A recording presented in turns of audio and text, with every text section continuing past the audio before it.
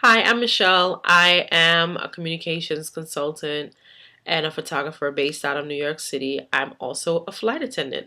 And so I came up with some tips to help you new flight attendants and even just flight attendants that are still on reserve with their company, how you can pass the time while you're on reserve. So, number one is you can take a self-help course or read a self-help book. And an example of that would be to take up a language course. You can do that through Rosetta Stone. Rosetta Stone is a little pricey. You can catch them on a sale. But if not, there are like freebie ones for the iPad. I know I had one for the iPad that I was taking French lessons with. It's not very interactive. It's probably all pre-recorded stuff, but they're really good apps out there that you can use. And I'm sure that with the technology that we have, there's ways to get access to to get access to, you know, languages like probably Netflix, YouTube, and then there's Netflix, there's YouTube, there's Amazon, and there are a whole lot of other outlets that you can probably find languages on. But if not, read some self-help books, things that can, you know, help you become a better person. Okay.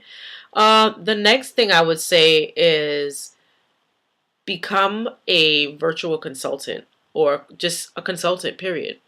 Now, this is a way for you to make money. There are ways to make money while you're sitting on reserve. Some people do other things outside of flying,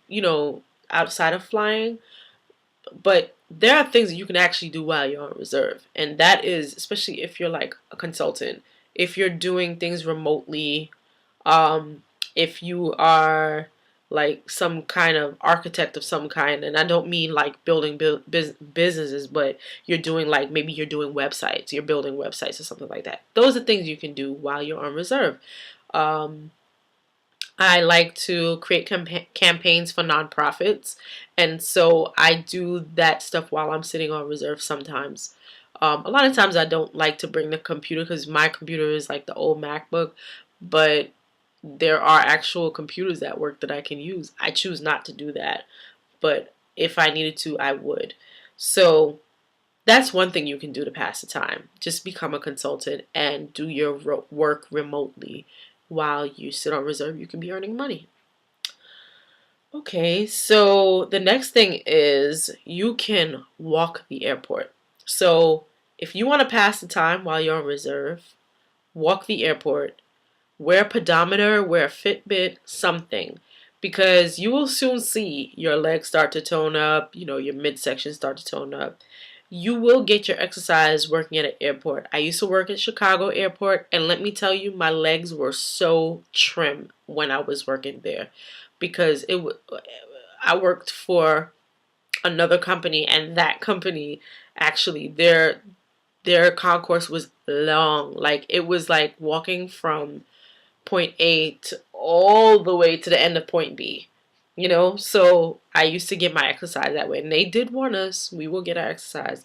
Um, it's a good thing, to walk and just get your exercise because you're sitting. Say you're on duty for 8 hours. Do you really want to sit for 8 hours? I mean, unless you need your sleep, by all means, get your sleep. But don't make it a habit of just sitting around. You want to look good in your uniform. You want to attract, the right energy. You want to be, not tired, not walking until you're tired, but walking to the point where, you know, you feel productive. Don't overdo it.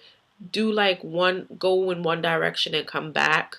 And maybe again, if you're sitting, go walking all the way down and come back, if it's a long day, but definitely walk the length of the airport. I think or your terminal rather. I think it'll make you feel better that you did something productive while you were on reserve. Um, so my number four thing for you to do while you're on reserve and to pass the time is to better yourself as a flight attendant. Now, there are a lot of things that you can do. For us at my crew room, we have it's called what is it? A learning center where they have like 5 computers in a smallish area where we can do our video, our like I don't want to we can learn, we can do our remote learning, I guess, just call it that, where they record courses for us to help us get through our job better, and we can sit there and do those. Now, I don't have anything to learn, right? So, what I would do is I would actually probably go through my manual, and because there's so many revisions that will come through your manual, you want to be on top of what's happening in the manual. Because when you put the revision, you're not actually reading it. You're probably just stuffing it in there and then going to the plane for your next flight. So you can relearn your manual, go through that. You can, say you are having like difficulty learning how to, and that to fasten your seatbelt, put the metal back. Say you want to practice how to do the seatbelt demo. I mean, do that.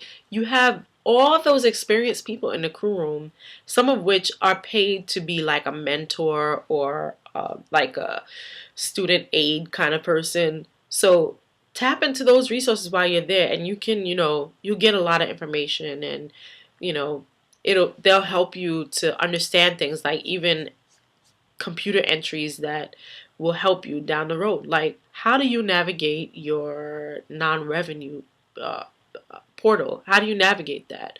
Maybe you need to brush up on how to book stuff. I know that where I'm at now, it's really complicated because it's just really complicated. So I had to have somebody reteach me that and how to do this and how to do that. So, tap into the people that are there and make yourself a better flight attendant. That's all. Okay. And finally, the last thing that I want to say is, while you're sitting reserve, one way to pass the time, and I know this applies to all of us, is to brush up on your correspondence.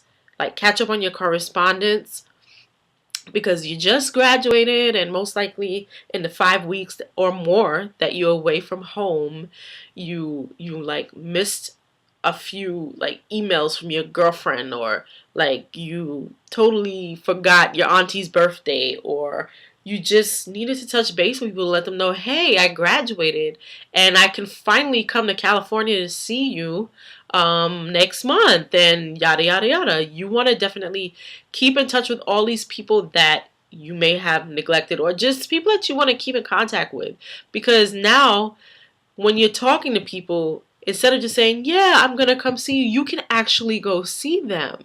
And so it's great to like reach out to my family abroad and say, hey, I'm planning a trip for February to come see you, and it can actually mean it.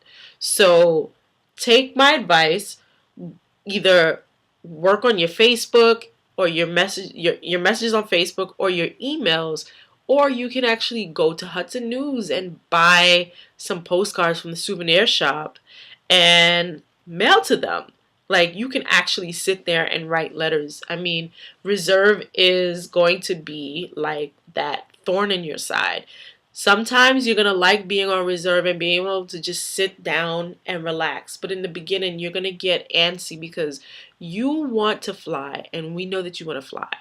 But in the beginning, it's like, it's, touch and go. Are you going to fly today? Probably not. You already know sometimes in some cases you can actually tell when you're going to be the next to be called, and so in order to pass the time in the meanwhile, you can do those things, catch up on correspondence, take up a course, better yourself as a flight attendant by taking the online learning, or just practicing, your so at any rate, those are my 5 ways that you can, pass reserve time without wanting to pull your hair out. Those are my top 5 ways. So at any rate, it's time to say goodnight. I'm very sleepy right now. I need to get some rest. Have a good one, guys, and leave me any questions or comments in the comment section. All right, bye-bye.